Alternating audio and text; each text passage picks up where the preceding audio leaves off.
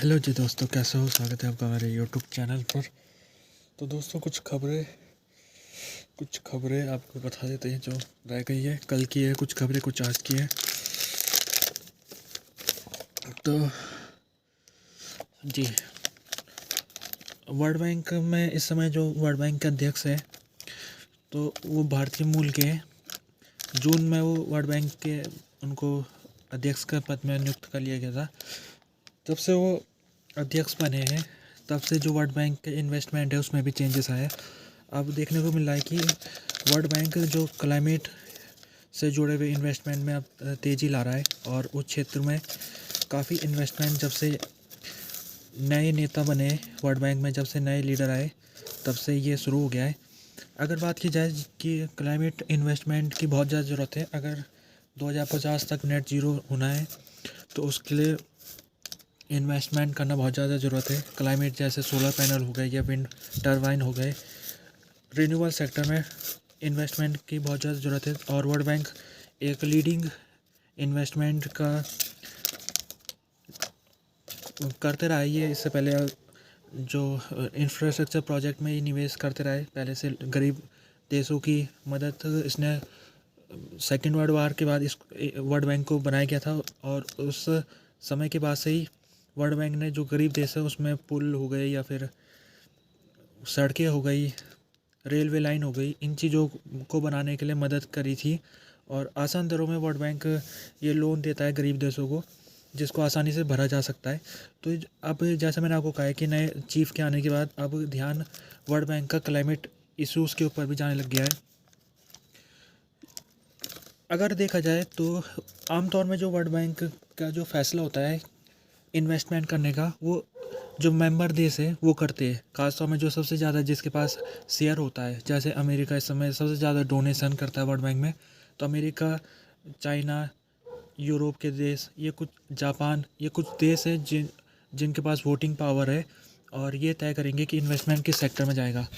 तो देखने को मिल रहा है कि ये देश भी समर्थन कर रहे हैं। जो ये नए चीफ का डिसीजन है इसका समर्थन देशों द्वारा भी किया जा रहा है और बहुत ज़्यादा ज़रूरत है। जिस तरह से ये जो इन्वेस्टमेंट होगा क्लाइमेट को, वार्मिंग को रोकने के लिए बहुत महत्वपूर्ण इन्वेस्टमेंट वर्ल्ड बैंक अगर करेगा तो जाहिर सी बात है दूसरी जो एजेंसी है जैसे ADB है, Asian development bank, new development bank, ये कुछ बैंक है तो ये बैंक भी फिर क्लाइमेट इन्वेस्टमेंट करेंगे अगर वर्ल्ड बैंक तैयार हो जाता है। और ख़ास तौर में ये बहुत ज़रूरी है कि जो क्लाइमेट इन्वेस्टमेंट है ये काफ़ी रिस्क होता है इनमें। तो जो वर्ल्ड बैंक है वो रिस्क होने के बावजूद भी कोशिश कर रहा है कि क्लाइमेट के ऊपर खर्च किया जाए। और क्लाइमेट जो एक बहुत महत्वपूर्ण गोल है दुनिया का 2050 तक नेट ज़ीरो का, उसमें वर्ल्ड बैंक अपनी भूमिका निभा रहा है। तो इसके लिए जो नए लीडर चुने गए वर्ल्ड बैंक के उनको श्रेय जाता है। तीसरी खबर की तरफ हम बढ़ते हैं। अभी COP28 में समिट हुआ है, क्लाइमेट के ऊपर ये समिट था आबू धाबी UAE में। तो ये समिट 2 हफ्ते तक ये चलेगा, 12 दिसंबर तक इसकी आखिरी डेट है। उसके बाद अगले साल होना है। अगले साल जो समिट होगा वो ईस्ट यूरोपियन के देशों में किसी एक देश में होना तय है। तो अभी तय हो जाना है आने वाले दिनों में कि किस देश में ये समिट अगले साल होने वाला है। कोई भी देश जो दावेदारी अपनी पेश करेगा इसके लिए, तो सभी जो इन्वॉल्व देश है, 170 से ऊपर देश है जो कि यूनाइटेड नेशन के मेंबर है, तो इन सब देशों की मंजूरी होना ज़रूरी है। अगर किसी भी एक देश ने अपोजिशन कर दिया या फिर इनकार कर दिया उस देश के लिए, तो वहाँ वो कॉप समिट या कॉप मीटिंग नहीं होगी। जैसे अभी ईस्ट यूरोपियन देशों का नंबर आएगा अगले साल, तो उसमें कुछ देश है बेलारूस, बेलारूस हो गया ये, और दूसरे देश है जिन्होंने अपना मेंबरशिप के लिए या फिर इस समिट को होस्ट करने के लिए अपना नाम आगे रखा है। लेकिन रसिया ने इनका रोक दिया है। इनका इनका जो एप्लीकेशन है रसिया ने उसको रोक दिया है। रसिया ने रोकने का कारण ये है कि जिस तरह से ये दो देश थे ईस्ट यूरोपियन देश, इन्होंने रसिया ने जब से यूक्रेन के ऊपर लड़ाई शुरू की है तो इन्होंने रसिया का विरोध किया है और रसिया के ऊपर सैंक्शन लगाए है। तो लगता है रसिया इसी चीज़ का बदला लेने वाला है। देश जो ईस्टर्न यूरोपियन देश है, मैं आपको फिर से नाम बता देता हूँ कुछ के। मोल्डोवा, बेलारूस नहीं है, बेलारूस पहले पहले गलती से कहा जाता है। बेलारूस इस समय जो रसिया का सहयोगी देश है, तो बेलारूस और रसिया एक तरफ है। बेलारूस सामने नहीं था, मोल्डोवा था। और इसके अलावा अजरबैजान, आर्मीनिया, ये कुछ देश थे जिन्होंने अपना नाम आगे रखा था। तो रसिया ने सबको ब्लॉक कर दिया है और किसी का भी अभी तक जिसने अपनी होस्ट करने का जिसने अपना एप्लीकेशन रखी थी, तो रसिया ने सभी को अभी ब्लॉक कर रखा है। चांसेस ये कि आने वाले दिनों में अजरबैजान में सहमति बन सकती है अगर रसिया ये उसको कोई ज़्यादा दिक्कत नहीं है अजरबैजान से, लेकिन ना जाने क्यों उसने अजरबैजान के उसमें भी अभी उंगली खड़ी कर रखी है। अजरबैजान ने रसिया के ऊपर ना तो कोई सैंक्शन लगाए थे, ना ही रसिया की कोई कंडमनेशन किया था, फिर भी अभी रसिया ने अजरबैजान को भी रोका हुआ है। अगर कोई देश ईस्टर्न यूरोपियन से नहीं चुना जाता है, जैसे रसिया अभी तक सब में उसने रोक लगा रखी है समिट को होस्ट करने के लिए, ऐसी स्थिति में जो इस साल का कॉप होस्ट है, कॉप 28 का, यूएई, उसी के पास ही ऑटोमेटिक अगले साल की भी होस्टिंग राइट चले जाएगा।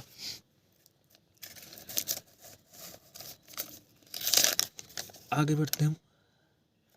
फ्रांस का एक काफ़ी पुराना चर्च था नोट्रे डैम में नाम से, तो चर्च में 2-3 साल पहले आग लग गई थी जिस कारण उसको काफ़ी नुकसान सहना पड़ा था।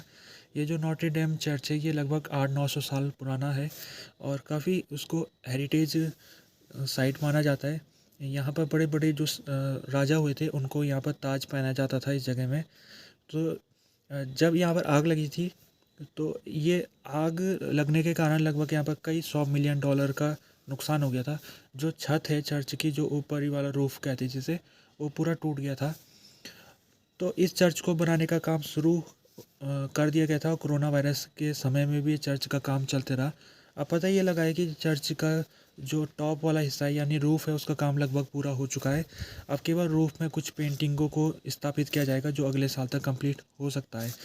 तो जो मैक्रोन है राष्ट्रपति फ्रांस के, वो ये काम देखने गए थे और उन्होंने यहाँ का जायज़ा लिया है। उनको इस काम के बारे में बताया गया कि कितनी प्रगति हो चुकी है और कितना बाकी है।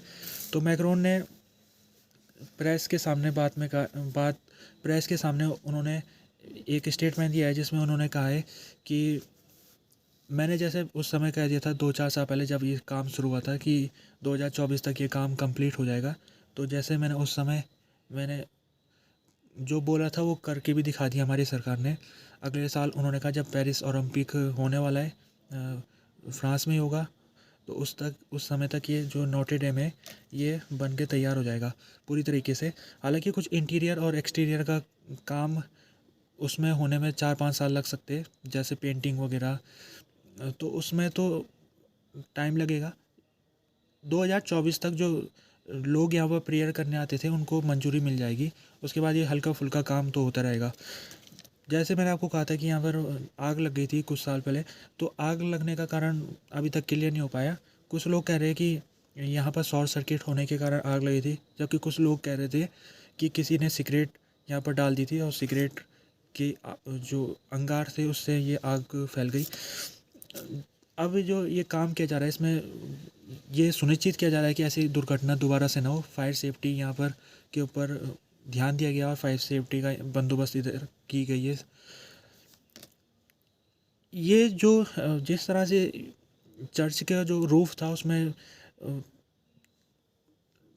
लकड़ी से बना हुआ था छत का इलाका, और लकड़ी आग लगने के कारण लकड़ी का पूरा ढांचा गिर गया था।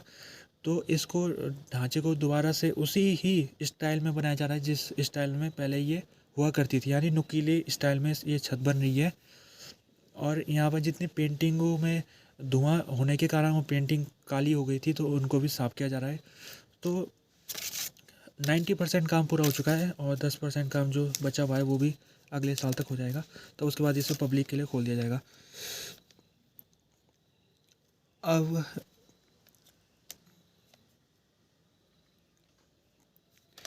ऋषि सुनाक जो ब्रिटेन के प्रधानमंत्री है और केविन मैकार्थी जो यूएस के जो हाउस ऑफ रिप्रेजेंटेटिव है जिसको लोअर हाउस भी कहते हैं, उसके स्पीकर रह चुके।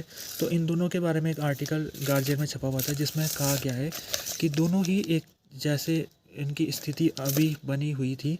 जैसे कि जो अगर हम केविन मैकार्थी को देखा जाए तो रिपब्लिकन पार्टी से आते हैं और रिपब्लिकन पार्टी इस समय दो धड़े में बटी हुई है। उसी तरीके से कंजर्वेटिव पार्टी जहाँ से ऋषि सुनक आते वो भी दो धड़े में बटी हुई है।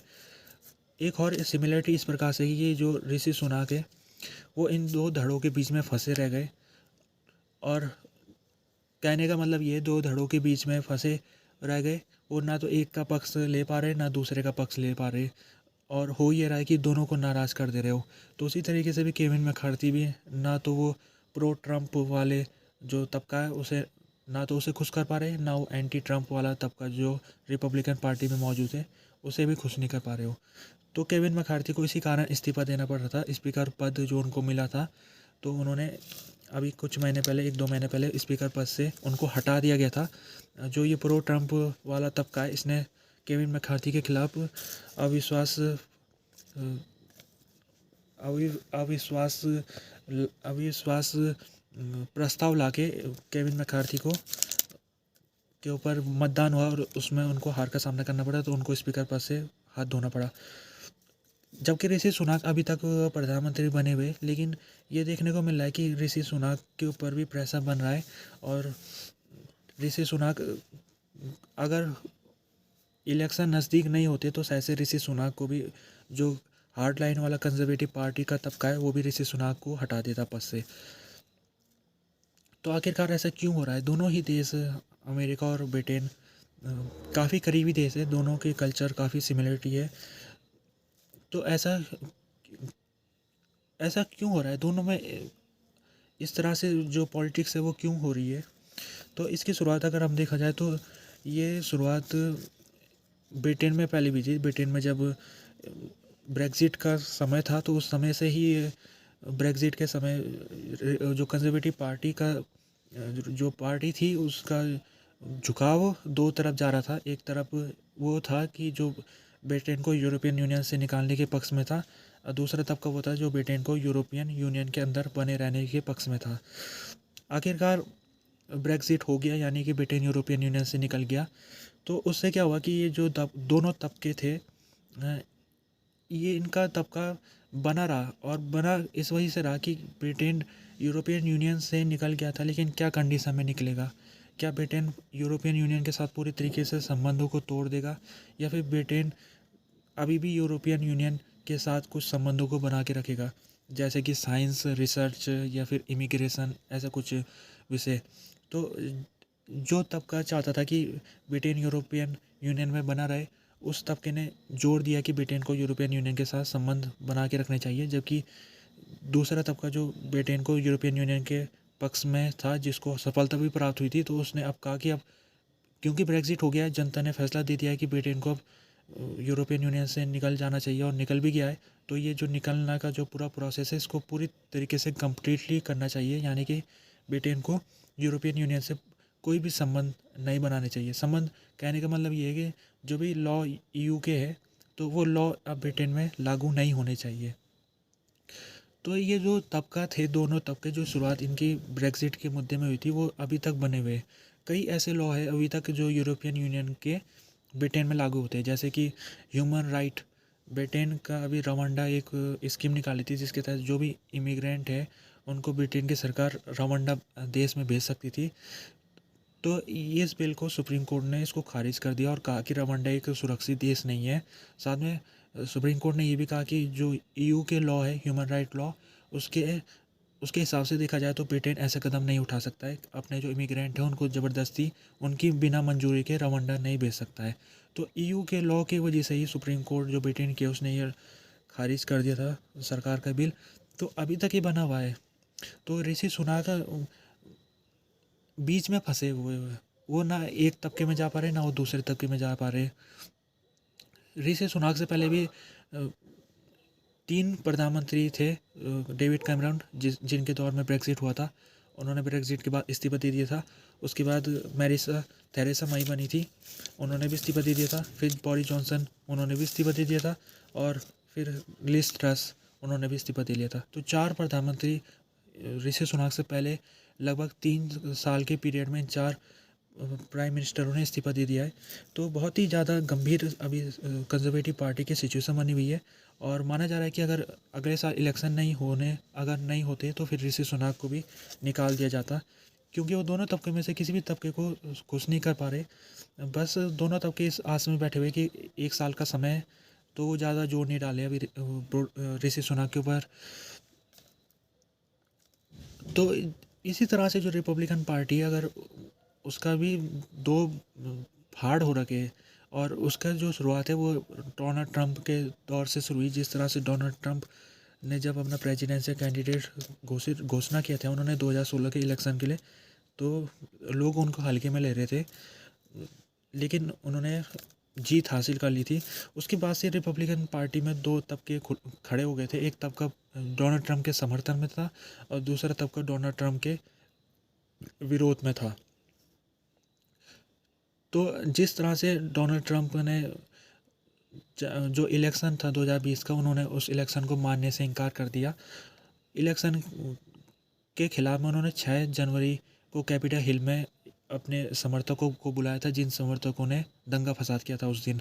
तो कई ऐसे एंटी ट्रंप तबका था रिपब्लिकन पार्टी का जिसने ट्रंप को आरोपी ठहराया और ट्रंप को पार्टी से निकालने की इसने मांग की, जबकि जो प्रो ट्रंप वाला हिस्सा था उसने ट्रंप को बेकसूर बताया और ट्रंप की उसने सहयोग किया और ट्रंप को उसने मदद की और जो भी ट्रंप के ऊपर आरोप लग रहे थे उसको बेबुनियाद आरोप बताया था।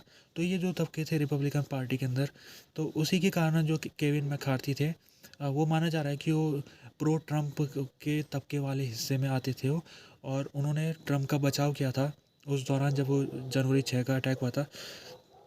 इलेक्शन हुआ था 2022 का मिड टर्म, उसमें जो रिपब्लिकन पार्टी है उसको डेमोक्रेटिक पार्टी से ज़्यादा सीटें मिली थी, जिस कारण केविन मैकार्थी को स्पीकर पद मिला था। लेकिन केविन मैकार्थी जो उनका पद था स्पीकर पद, वो बड़ी मुश्किल से मिला था उन्हें। कई राउंड हुए वोटिंग के, उसके बाद ही उनको पद मिला और कंडीशन लगाई गई थी कि कोई भी जो रिपब्लिकन पार्टी का मेंबर है, जो लोअर हाउस का मेंबर है, तो वो चाहे तो केविन मैकार्थी को निकालने के लिए वो प्रोसेस की शुरुआत कर सकता है। तो ऐसे ही हुआ। अभी 2-3 महीने पहले जब एक बिल आया था हाउस के सामने, तो उसमें केविन मैकार्थी ने डेमोक्रेटिक पार्टी का समर्थन किया था, थोड़ा बहुत समर्थन किया था, जैसे कि वो बिल के लिए समर्थन करना बहुत ज़्यादा ज़रूरी था, नहीं तो अमेरिका बैंकक्रप्ट हो सकता था। तो अमेरिका को बैंकक्रप्सी से बचाने के लिए केविन मैकार्थी ने डेमोक्रेटिक पार्टी के साथ सहयोग किया। तो जो प्रो ट्रंप वाला फैक्शन था, तबका था, उसने केविन मैकार्थी के खिलाफ उसने बगावत कर दिया और केविन मैकार्थी को निकाल दिया पोस्ट से। तो दोनों ही, अगर हम देखें, दोनों ही तबकों में, चाहे वो प्रो ट्रंप या एंटी ट्रंप वाला तबके हो, तो ये जो है इनमें केविन मैकार्थी किसी भी एक तबके में वो अपनी पोजीशन को स्ट्रांग नहीं कर पाए। जैसे कि उन्होंने ना तो प्रो ट्रंप वाले तबके में रहे थे, काफ़ी लंबे समय से रहे थे, लेकिन वो इतना ज़्यादा प्रो ट्रंप नहीं थे जितना उनसे उम्मीद कर रहे थे। और जैसे कि उन्होंने डेमोक्रेटिक पार्टी के साथ जब उन्होंने सहयोग किया बिल के ऊपर, तो ट्रंप ने उस समय ये कह दिया था कि ये कोई नहीं होना चाहिए सहयोग। फिर भी केविन मैकार्थी ने सहयोग किया, तो इस वजह से जो प्रो ट्रंप वाला तबका था वो उनके खिलाफ हो गया। और जो एंटी ट्रंप वाला तबका है उसमें भी कभी भी जो केविन मैकार्थी और अपनी पहचान नहीं बना पाए। जैसे कि उन्होंने जनवरी 6 का जो दंगे थे उसमें डोनाल्ड ट्रंप को बेकसूर बताया था, तो वो ना तो प्रो ट्रंप को संतुष्ट कर पाए, ना वो एंटी ट्रंप को संतुष्ट कर पाए। अगर हम देखा जाए दोनों ही देश जो ब्रिटेन और अमेरिका है, दोनों में 2 पार्टी, रिपब्लिकन पार्टी जो अमेरिका की है और कंजर्वेटिव पार्टी जो ब्रिटेन की है, दोनों ही इनको पार्टियों को कंजर्वेटिव पार्टी या कंजर्वेटिव तबके या कंजर्वेटिव आइडियोलॉजी के तहत इनको रखा जाता है, जिनको सेंटर राइट के नाम से भी जाना जाता है। तो दोनों ही पार्टी इस समय क्राइसिस के दौर में गुजर रही है। और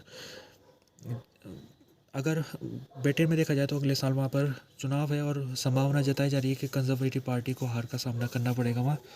और अभी 2024 में अमेरिका में भी वहाँ पर प्रेसिडेंशियल इलेक्शन है, जो जहाँ पर कांटे की टक्कर है। डोनाल्ड ट्रंप इस समय बहुत फेमस है, रिपब्लिकन पार्टी को उन्होंने कब्जे में ले रखा है।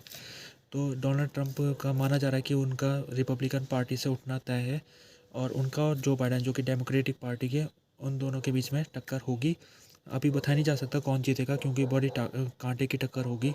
तो आने वाले 1 साल में बहुत कुछ डिपेंड करेगा कि डेवलपमेंट होती है उधर, और उससे ही तय होगा कि लोग किस तरफ किसको वोट देते हैं। अब 5वीं खबर की तरफ पढ़ते हैं हम। गाजा, जिस तरह से गाजा में लड़ाई चल रही है, गाजा में जो इसराइल ने बमबारी कर रखी है और जिस तरह से लोगों की हत्या हो रही है, तो अमेरिका ने यहाँ पर चिंता व्यक्त की है, और बार बार वो स्टेटमेंट जारी कर रहा है कि इसराइल सेना को यहाँ पर बहुत कॉशियसली, बहुत संभल के कार्रवाई करनी चाहिए। ये लड़ाई का सेकंड फेज़ है। पहले फेज़ में जो नॉर्थ गाजा है उसमें इसराइल ने सेना कार्रवाई की थी, तो उसके बाद सीज़ फायर हो गया था कुछ समय के लिए, लगभग 1 हफ्ते के लिए। उस दौरान लड़ाई बंद रही, लेकिन सीज़ फायर टूटने के बाद फिर से लड़ाई शुरू हो गई थी, और अब जो सेकंड फेज़ है उसमें लड़ाई अब साउथ गाजा में भी शुरू हो गई है। तो गाजा का जो खान यूनिस वाला शहर है, वहाँ पर इसराइल ने जो नागरिकों को कह रखा है कि आपको इस इलाके को छोड़ के जाना है। तो दिक्कत ये है कि जो लोग हैं उनके पास जाने के लिए कोई जगह है नहीं। उनके लिए पहले ही वो अपने नॉर्थ के इलाके से भाग के साउथ में आए थे, और अब साउथ से भी उनको भागने को कहा जा रहा है, तो उनके पास कोई दूसरी जगह है नहीं। जो इसराइल है वो, उसने साउथ गाजा के इलाकों में खान यूनिस को निशाना बनाना शुरू कर दिया। उसने बमबारी कर रहा है, साथ में वो सेना को भी भेजा हुआ है उसने। अभी तक माना जा रहा है कि लगभग 2000 लोग मारे जा चुके हैं जब से सीज़ फायर टूटा था। तो अमेरिका की जो बातें हैं उसका असर लगता है कि इसराइल के ऊपर नहीं हो रहा है। अमेरिका ने, जैसे मैंने आपको अभी कहा है थोड़ी देर पहले, कि अमेरिका ने इसराइल को कहा है कि उसको लड़ाई को ध्यान से लड़ना पड़ेगा और नागरिकों को नुकसान नहीं पहुंचाना है।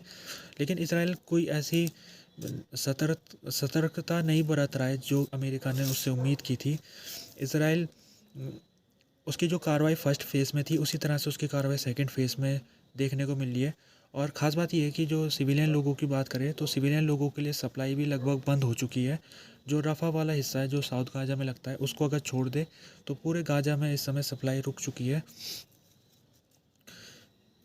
हॉस्पिटल खासतौर में जो साउथ गाजा के हैं, वहाँ पर भी अब मेडिकल सप्लाईज नहीं आ पा रही है, तो जिस कारण जो गंभीर रूप से घायल लोग हैं उनका इलाज नहीं हो पा रहा है।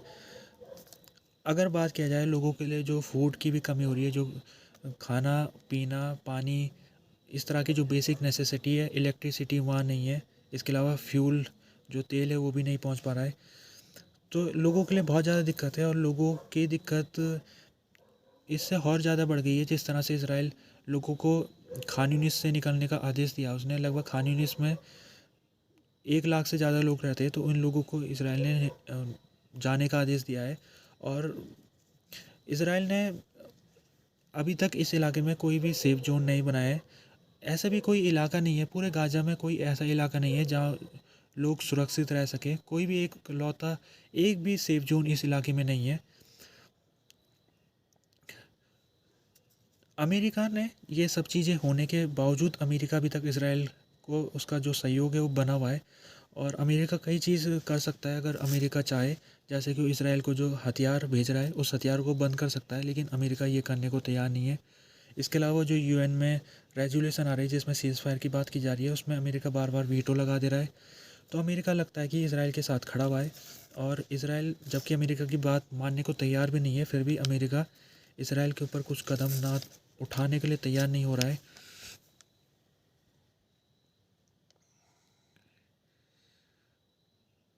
अब हम आगे बढ़ते।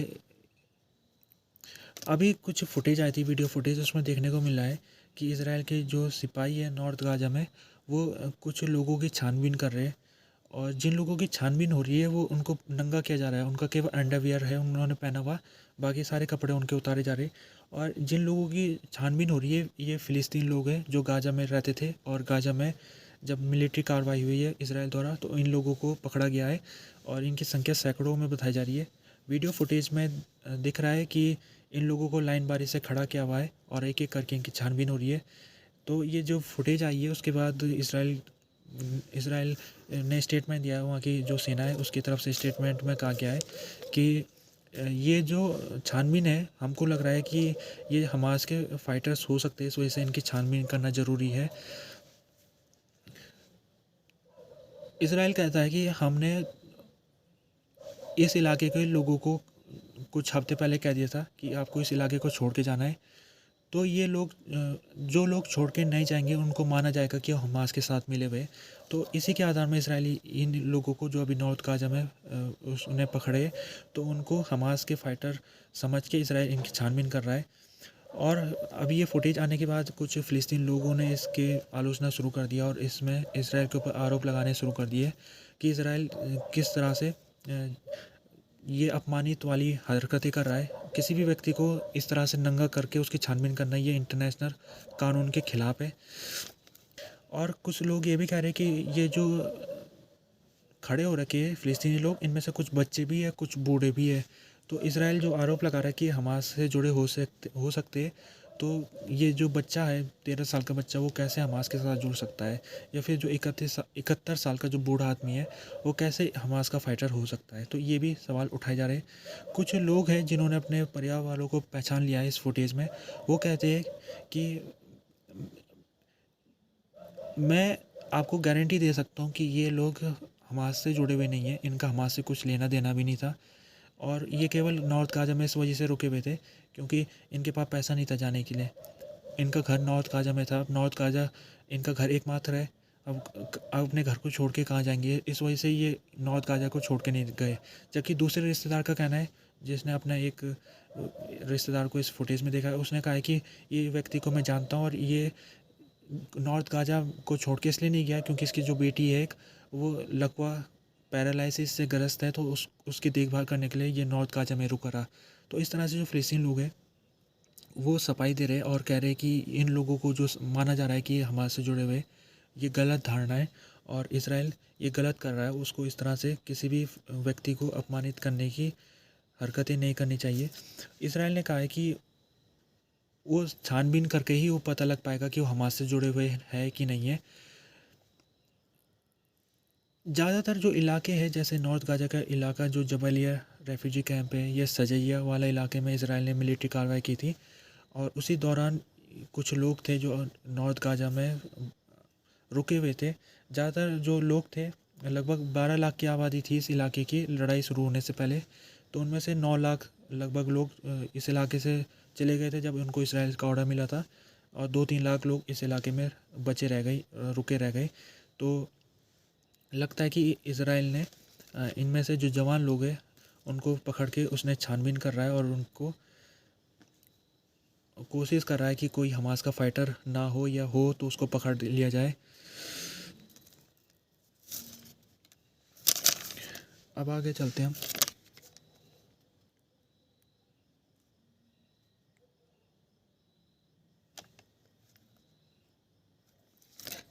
तो अभी हम एक चीज़, ईरान ईरान को अभी एक ईरान देश है और वहाँ पर मिडिल ईस्ट में ये देश है और एक सिया थ्योरेक्रेसी से चलने वाला देश है।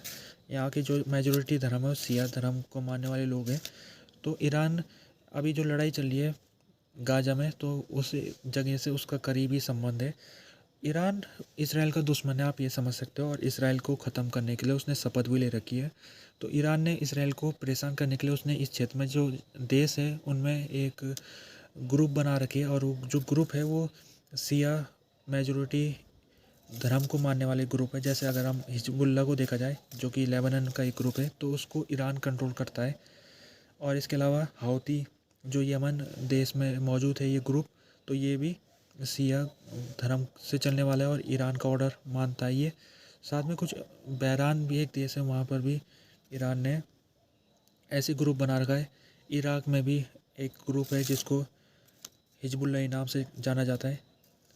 तो इस इलाके में जो देश है वहाँ पर इस तरह से कुछ ग्रुप बना रखे ईरान ने, और ये जो ग्रुप है इनका काम है कि इसराइल को परेशान करना, इसराइल को नुकसान पहुँचाना। तो ईरान ने इस इलाके में जैसे उसने एक पूरा सर्किल बना रखा है इसराइल के गोल चक्कर में। उसने जितने देश है उन सब देशों में कोई ना कोई ग्रुप खड़ा कर रखा है। तो अभी तक जो इसराइल को सबसे ज़्यादा परेशान किया करता था वो था हिजबुल्ला।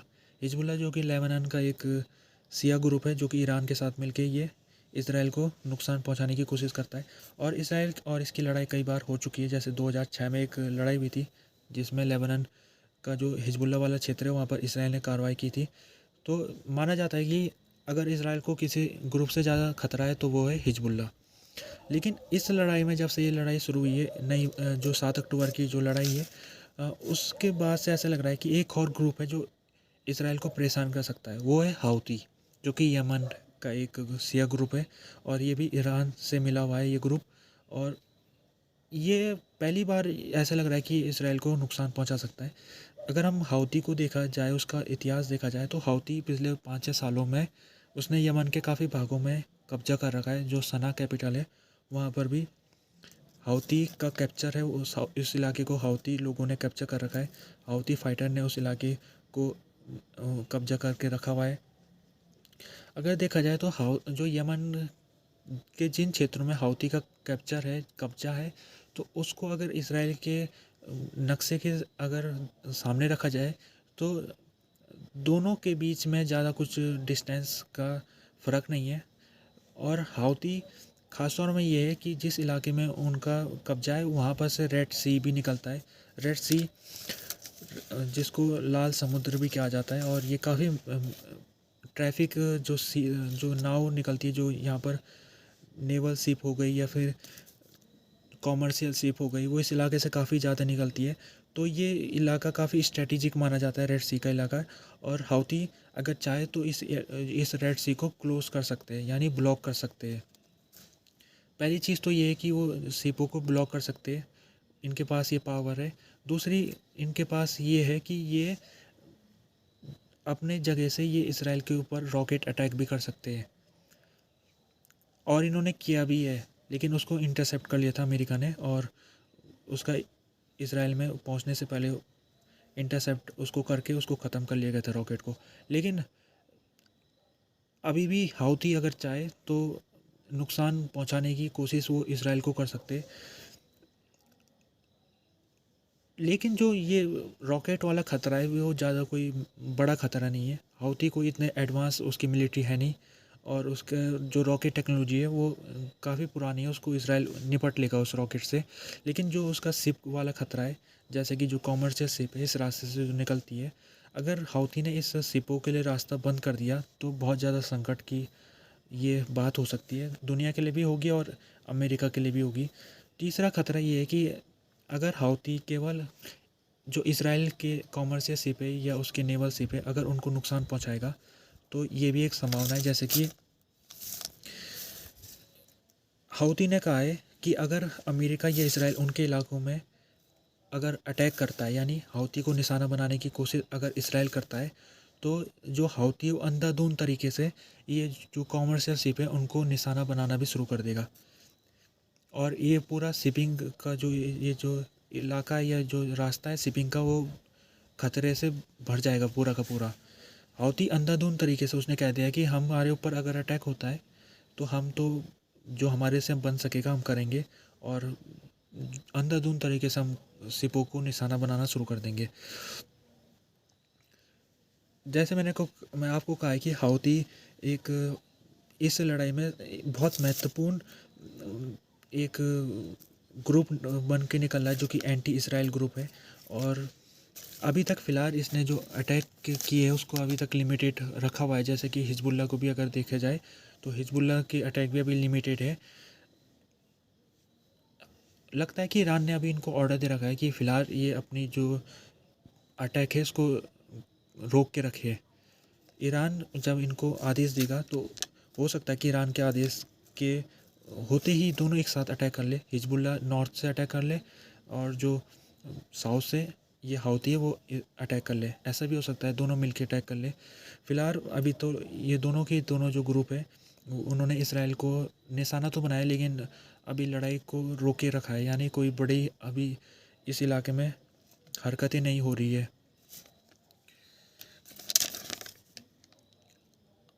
आगे बढ़ते। पुतिन रसिया के राष्ट्रपति और लगभग 1999 के 30 दिसंबर 1999 को उनको राष्ट्रपति पद मिल गया था और उस समय से लेकर अभी तक 23 साल से वो सत्ता के केंद्र में बने हुए। कभी वो राष्ट्रपति बनते, कभी वो प्रधानमंत्री बनते, लेकिन इन 23 साल में वो ही सबसे पावरफुल व्यक्ति है रसिया के। अभी वो राष्ट्रपति पद में बने हुए और अभी इलेक्शन की डेट आ गई है।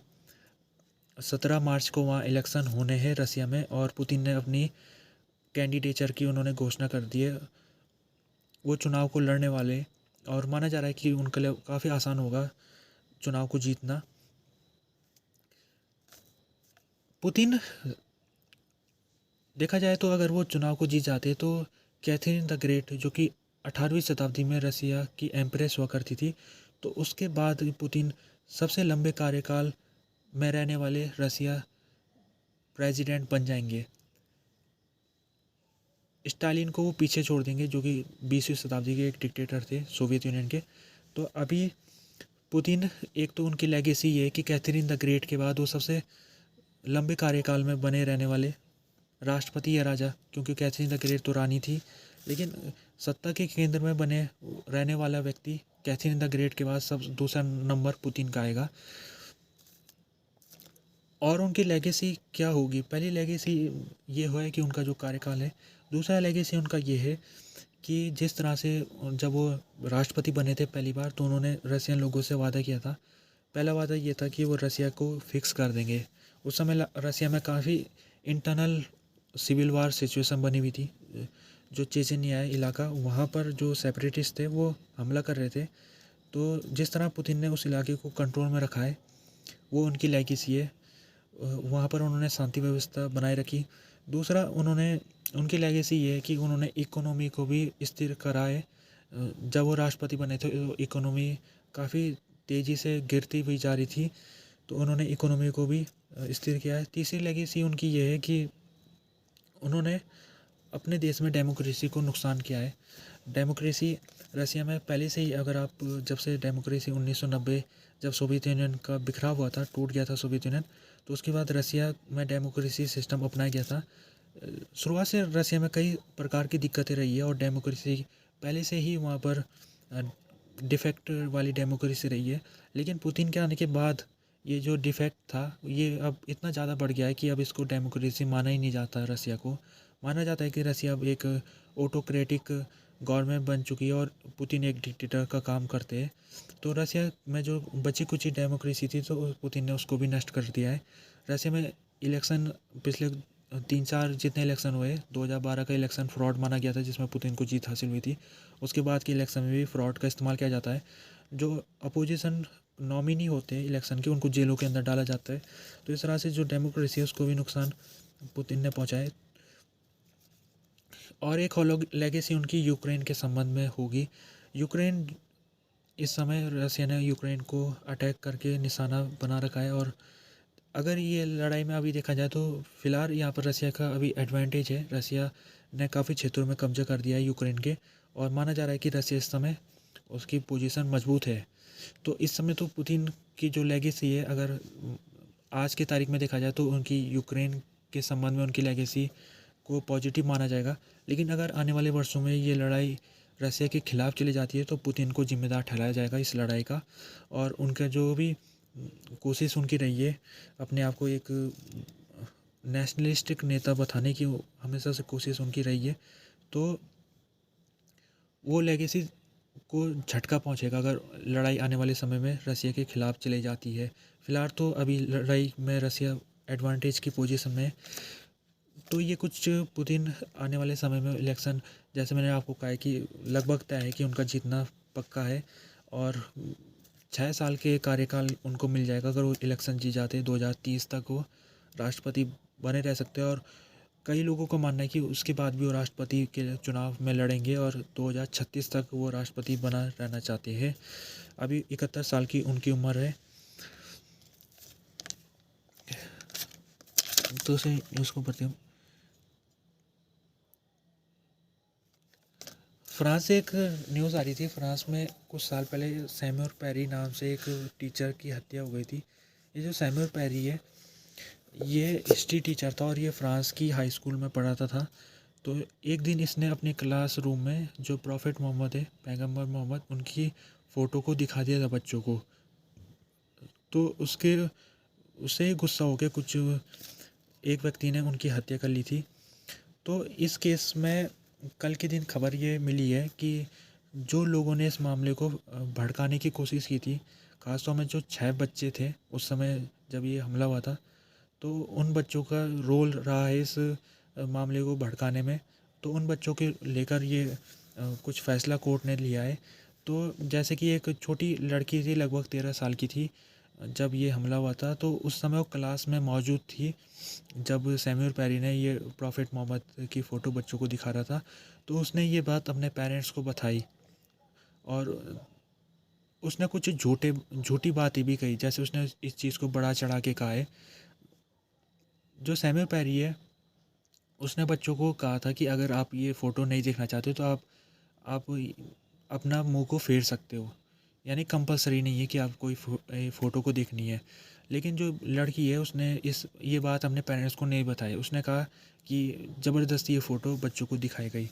तो ये लड़की के ऊपर भी कोर्ट ने फैसला सुनाया, और क्योंकि ये लड़की उस समय बालिग नहीं हुई थी, तो कोर्ट ने इसको जेल के अंदर डालने से मना कर दिया है। इसके अलावा कुछ और टीनेजर है, बच्चे हैं, 4-5 बच्चे हैं, उन्होंने ये जो खबर है इसको हमलावर तक पहुंचाया था। जिस 18 साल का हमलावर था जिसने उस सैम्यूल पेरी को निशाना बनाया, तो इन बच्चों ने उस हमलावर तक ये खबर पहुंचाई थी। तो इन बच्चों को भी, जुवेनाइल थे ये उस समय, तो इनको भी जेल के अंदर नहीं डाल इनको जेल के अंदर डालने से कोर्ट ने मना किया है। ये सैमुअल पेरी को जिसने हमला किया था, उसने सैमुअल पेरी का भी हेडिंग कर ली थी, यानी उनकी गर्दन काट ली थी सैमुअल पेरी की। तो ये जो हमलावर था ये चेचेनिया से आ रखा था। इसके जो पेरेंट्स थे, इसको जब ये 5 साल का था तब ये चेचेनिया से इसके पेरेंट्स इसको लेके फ्रांस आ गए थे। तो इसका मूल निवास चेचेनिया बताया जा रहा था। तो ये जो हमलावर है, जैसे इसने हत्या कर ली थी पेरी की, तो उसके बाद कुछ देर बाद इसको भी पुलिस ने इनकाउंटर में इस हमलावर को मार दिया था। तो ये घटना थी, ये जिसमें फ्रीडम ऑफ एक्सप्रेशन को लेके बहुत महत्वपूर्ण घटना बनी थी। ये सैम्यूल पेरी आखिरकार वो फ़ोटो क्यों दिखाना चाहते थे? पैगंबर मोहम्मद की फ़ोटो आमतौर में जो मुस्लिम है वो देखना नहीं देखते, और मानते कि कोई भी व्यक्ति अगर पैगंबर महमूद मोहम्मद को फ़ोटो के ज़रिए दिखाने की कोशिश करता है तो उनके धर्म का अपमान समझते हैं। तो ये व्यक्ति ने आखिरकार ऐसा काम क्यों किया? सैम्यूल पेरी ने ऐसा काम क्यों किया? तो सैम्यूल पेरी जिस विषय में वो लेक्चर दे रहे थे, फ्रीडम ऑफ एक्सप्रेशन और रिलीजियस टॉलरेंस के ऊपर उनका लेक्चर चला था।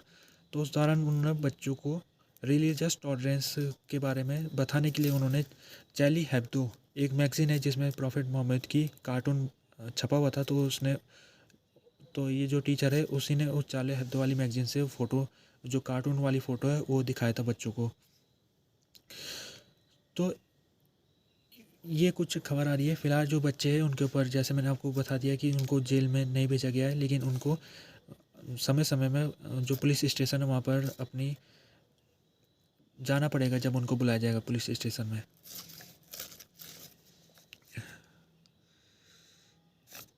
आगे बढ़ते हैं हम। हंटर बाइडन, अमेरिका के जो राष्ट्रपति जो बाइडन, उनके जो लड़के हैं हंटर बाइडन, उनके ऊपर कई केसेस चल रहे। पहला केस ये है कि हंटर बाइडन ने, जब उन्होंने बंदूक ले रहे थे वो, तो उन्होंने बंदूक लेते समय अपने बैकग्राउंड के बारे में ज़्यादा नहीं बताया। जैसे कि उन्होंने ये नहीं बताया कि वो ड्रग्स लेते थे, उन्होंने ये बात को छुपाए रखी। अमेरिका में उस व्यक्ति को बंदूक नहीं मिल सकती है जो ड्रग्स लेता है या फिर जो मेंटल रूप से अनस्टेबल होता है। तो हंटर बाइडन ने ये जो उनका ये बात है उन्होंने ये छुपा के रखी थी। तो एक केस उनके ऊपर ये है। दूसरा केस ये है कि हंटर बाइडन के जो बिज़नेस थे, उस बिज़नेस में उन्होंने अपने पिताजी का नाम लेके उस बिज़नेस में प्रॉफिट कमाने की कोशिश की थी। उनके पिताजी सीनेटर थे और वाइस प्रेसिडेंट भी रह चुके हैं पहले, अभी वो राष्ट्रपति है।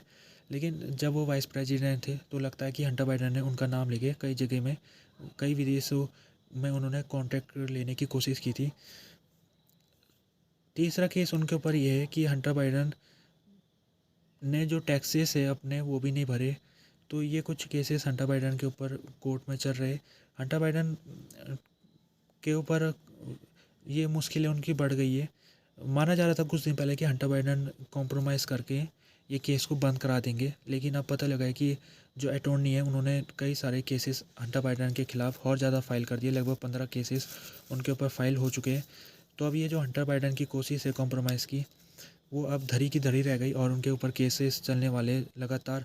अगर वो केसेस में वो कन्विक्टेड हो जाते तो 17 साल की उनको कैद हो सकती है। तो हंटर बाइडन के जो वकील है वो कह रहे हैं कि ये साजिश के तहत ये केसेस फाइल किए गए। रिपब्लिकन पार्टी इस समय हंटर बाइडन को निशाने में बनाई हुई है और रिपब्लिकन पार्टी, जैसे कि इस समय चुनाव आने वाले हैं, तो डोनाल्ड ट्रंप जो इस समय लीडिंग कैंडिडेट है रिपब्लिकन पार्टी के, तो हंटर बाइडन को निशाने बनाने का कोई भी मौका को नहीं छोड़ रहे। और जिस तरह से हंटर बाइडन ने खुद कबूल किया है कि उन्होंने टैक्सेस के बारे में कबूल कर लिया है जो उनके ऊपर आरोप थे, साथ में उन्होंने ये भी कबूल कर लिया है कि उन्होंने पास्ट में वो ड्रग्स लिया करते थे, वो भी उन्होंने कबूल कर लिया। लेकिन अभी तक उन्होंने ये कबूल नहीं किया है कि जो विदेशी देशों में जो उनके ऊपर इन्फ्लुएंस का आरोप है, जो कि उन्होंने अपने पिताजी का नाम लेके कॉन्ट्रैक्ट लेने की कोशिश की थी, अभी तक इसको उन्होंने कबूल नहीं किया है। तो हंटर बाइडन इलेक्शन का एक बहुत महत्वपूर्ण वो इशू बन जाएंगे और जो डोनाल्ड ट्रंप है उस उनको निशाना बनाएंगे वो, क्योंकि जो अभी प्रेसिडेंट बाइडन है वो 2024 के इलेक्शन भी लड़ने वाले हैं। तो प्रेसिडेंट बाइडन के जो लड़के हैं हंटर बाइडन, उनको जाहिर सी बात है कि अभी वो परेशानी से घिरे हुए, तो रिपब्लिकन पार्टी इसका फ़ायदा उठाने की कोशिश करेगी। आगे बढ़ते हैं। रसिया में इलेक्शन होने वाले 17 मार्च को तय की गई है डेट। वहाँ उस दिन रसिया के जो लोग हैं वो चुनेंगे कि अगले राष्ट्रपति किसको बनाना है। ये जो रसिया की पार्लियामेंट है उसने ये फैसला किया है कि इलेक्शन इस तारीख को होगा। रसिया की पार्लियामेंट की जो स्पीकर है, जब उन्होंने फैसला सुनाया था तो उन्होंने स्टेटमेंट में कहा है कि मुझे उम्मीद है कि रसिया के लोग आने वाले समय में उसी व्यक्ति को जिताएंगे जो व्यक्ति रसिया को जिसने मजबूत बनाएगा रसिया को, और जो रसिया की इंटीग्रिटी यानी जो रसिया की सोवर्जिनिटी है उसको बरकरार रखेगा। कहने का मतलब है कि स्पीकर ने इनडायरेक्टली पुतिन का नाम ले लिया, उन्होंने पुतिन को इंडोर्स कर दिया। ये जो इलेक्शन है ये जो क्षेत्रों में रसिया ने कब्जा कर लिया है यूक्रेन के, वहाँ पर भी इलेक्शन कराए जाएंगे और ये इस इलेक्शन में पुतिन का जीतना लगभग तय है। और पुतिन ने उन्होंने ये अपने लड़ने का भी उन्होंने फैसला ले लिया है। मिलिट्री एक वहाँ पर मिलिट्री का कुछ सेरेमनी हो रही थी, तो उसी दौरान उन्होंने ये घोषणा की है कि मैं ये चुनाव मैं लड़ने वाला हूँ। दूसरे कुछ अपोजिशन पार्टी के कैंडिडेटों ने भी घोषणा कर दी है। लगभग अभी 2 लोगों अपोजिशन पार्टी के 2 लोगों का नाम सामने आ रहा है जिन्होंने अपना घोषणा कर दिया लड़ने की। जो एलेक्सी नावल्नी है वो भी एक बहुत महत्वपूर्ण फिगर है, अपोजिशन फिगर। उनको अभी जेल में बंद किया गया है, तो उनको अभी चुनाव लड़ने की आज़ादी नहीं है। इलेक्शन कमीशन ने उनका जो एलिजिबिलिटी है उसको ख़त्म कर रखा है, यानी वो चुनाव नहीं लड़ सकते। ये जो इलेक्शन है ये 3 दिन तक कराए जाएंगे, 17, 18, 19, 3 दिन तक ये चलेंगे। रसिया एक बहुत बड़ा देश है तो इतने दिन लगते हैं वहाँ इलेक्शन कराने में। और जो भी जीतेगा उसको जुलाई के महीने में राष्ट्रपति पद की उसको शपथ दिलाई जाएगी।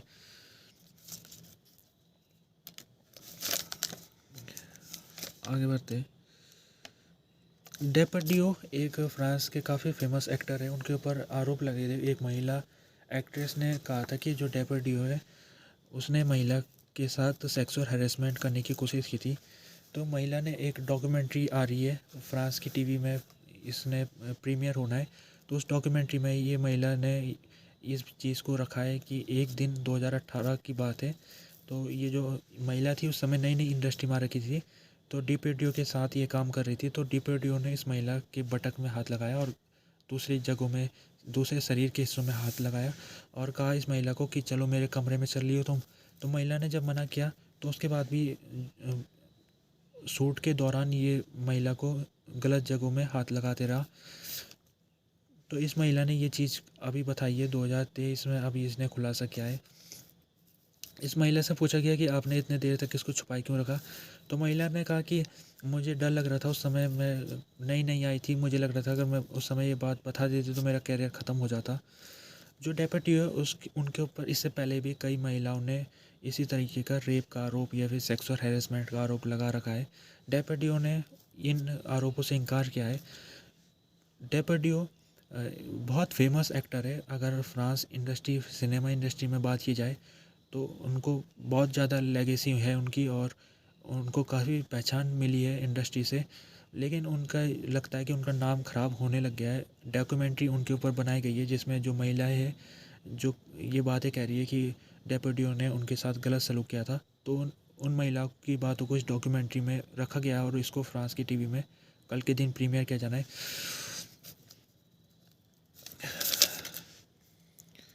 आगे बढ़ते हैं। Roman slavery. पोपई एक जगह है, रोमन साम्राज्य का हिस्सा हुआ करता था। तो इस पोपई में एक घर के बारे में पता लगा है कि रोमन साम्राज्य के दौरान स्लेवरी की का किस तरह से हुआ करती थी उसके बारे में पता लगा है। पहले रोमन साम्राज्य हम समझ लेते हैं, रोमन साम्राज्य आज से लगभग 2000 या 2500 साल के पहले जो कार्यकाल था या जो समय था, लगभग 2 से 2500 साल पुराने यूरोप में रोमन साम्राज्य का अधिपत्य था, यानी पूरे यूरोप में रोमन साम्राज्य ही चलता था। तो उस समय रोमन साम्राज्य में ये बात मानी जाती है कि जो मेजॉरिटी लोग थे, यानी जो एक तबका तो राजा वाला तबका था जो कि पावरफुल तबका था, दूसरा तबका नोबल्टी वाला था जो राजा की सेवा करता था, ये भी एक पावरफुल तबका था, और तीसरा तबका वो था जो जनता से भरा हुआ था, आम जनता जिसको कहा जाता है। इनको आम जनता के साथ काफ़ी बदसलूकी की जाती थी। आम जनता को स्लेवरी के तहत इनसे काम कराया जाता था मजबूरी तौर में। तो ऐसे ही एक एविडेंस अभी एक जगह से मिला है। ये जो जगह है ये वोल्केनो आने के बाद ये जगह दब गई थी, और अब जाके इस जगह को खोजा गया है और मिला है कि एक घर जहाँ पर स्लेवरी के बारे में पता लगा है कि आखिरकार ये स्लेवरी जब रोमन साम्राज्य में किस प्रकार से किया करते थे। तो इस घर में जो स्लेवरी वाला कमरा है, उस कमरे में पहली चीज़ है कि उसको रोड से कनेक्ट नहीं हो रखा है, उसको केवल घर के एक कमरे से कनेक्ट कर रखा है। कहने का मतलब है जो इस कमरे में रहने वाले जो भी स्लेव थे उनको आज़ादी नहीं थी, वो बाहर नहीं जा सकते थे, रोड में नहीं जा सकते थे, दुनिया से नहीं मिल सकते थे। उनके कमरे में चक्की रखी गई है जो गेहूं को आटा में तब्दील करती है, तो वो चक्की को पीसा करते थे। वो दिन से लेकर रात तक उनका ये काम था कि चक्की पीसने का काम रहता था स्लेवरी का, जो स्लेव्स वाले लोग थे। और स्लेव लोगों को भागने से रोकने के लिए भी जो मालिक था उसने जाली लगा रखी थी, लोहे की जालियाँ लगा रखी थी जगह जगह में, ताकि जो स्लेव है वो भाग ना सके। उसी कमरे में स्लेव जहाँ रहता था वहाँ पर डंकी को भी रखा जाता था, जो गधे होते उनको भी उसी जगह में रखा जाता था। बहुत बुरा सलूक होता था, बहुत ज़्यादा बुरा सलूक होता था।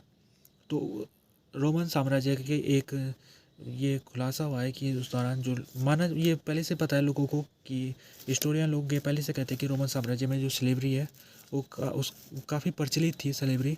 लेकिन स्लेवरी कितनी बर्बरता से होती थी वो कल पता लगा है। अब आगे बढ़ते हैं हम।